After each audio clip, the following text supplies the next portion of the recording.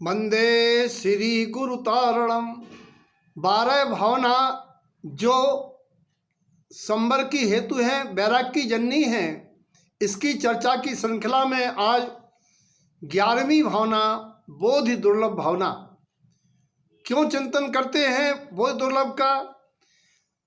शरीर आदि पदार्थों में अपनेपन का श्रद्धा अज्ञान सहित अज्ञानी प्राणी संसार के संयोगी नश्वर पदार्थों और उनमें लौकिक पद प्रतिष्ठाओं को, स्वर्ण धन धान महल आदि को प्राप्त करना बहुत दुर्लभ मानता है। और शास्त्रों में मनुष्य देह श्रावक कुल निरोग काया को भी दुर्लभ से दुर्लभ बताया है।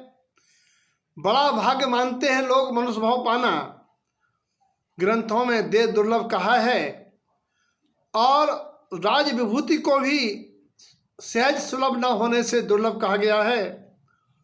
तो आचार्य कहते हैं इनसे भी बहुत दुर्लभ है। इतना सब तो पुण्य के उदय में प्राणी को मिल जाता है, लेकिन जो अति दुर्लभ है वह है अपने आत्मस्वरूप का यथार्थ ज्ञान बोधि। इसीलिए हम बोधि दुर्लभ भावना का चिंतन करते हैं। क्या है बोधि दुर्लभ भावना में? यह गति इंद्रियों की अपेक्षा से कहें तो वास्तव में ये मनुष्य भाव दुर्लभ है, लेकिन ये दुर्लभ मनुष्य भाव भी स्थायी नहीं है, क्योंकि इसको खोकर के अगला जन्म पता नहीं हम कौन से गति पर्याय को पाएंगे। इसीलिए आचार्य कहते हैं कि तुम नित्य निगोष से भड़बूजे के चने की तरह बड़े सौभाग्य से उछक के त्रिस पर्याय में आए हो। अब इस पर्याय में रहते हुए तुम अपने आत्मस्वरूप को जानो, क्योंकि आत्म कल्याण के लिए आत्मस्वरूप का सत्य श्रद्धा रूप सम्यक दर्शन ही दुर्लभ है। और उस दुर्लभ सम्यक दर्शन को पाकर सम्यक ज्ञान सहित सम्यक आराधन कर सम्यक चारित्र की लीनता से मुक्त श्री को वर्ण होता है। संसार के जन्म मरणों से मुक्ति मिलती है। इसीलिए हे भव्यो, ये धन कन कंचन राज सुख, ये तो इन्हें सुलभ जानो। ये पुण्य की विभूति अस्थायी है, संसार में भ्रमण कराने वाले निमित्त हैं। तुम अपने आत्मज्ञान को ही, यथार्थ ज्ञान को ही दुर्लभ मानो। उसी दुर्लभतम बोधि ज्ञान के लिए निरंतर आत्मस्वरूप का चिंतन करो, क्योंकि उस आत्मज्ञान बोधि के बिना मुनिपद अंगीकार करके भी 9वें गिरिवृक्ष तक ये प्राणी पहुंच चुका है और वहां से पुनः इस संसार परिभ्रमण में आया है।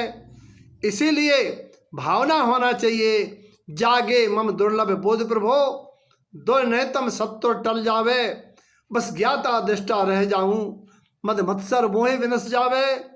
इसीलिए हे ऐसी भावना भाते हुए निरंतर ही ये विचार करना चाहिए, जीना जीना, मेरा जीवन जीना कैसा है।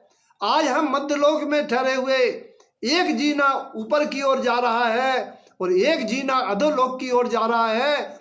विचार करना है मेरा मुख किस जीने की तरफ है, मेरा लक्ष्य क्या है, आत्मज्ञान पाना या मेरा लक्ष्य नश्वर धन संपदा का जोड़ना। ये चिंतन कराने वाली ये है बोधि दुर्लभ भावना।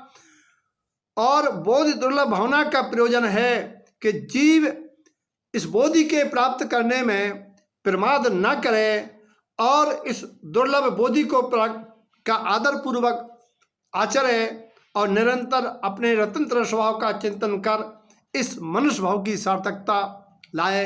ऐसी मंगल भावना के साथ जय तारंतरण।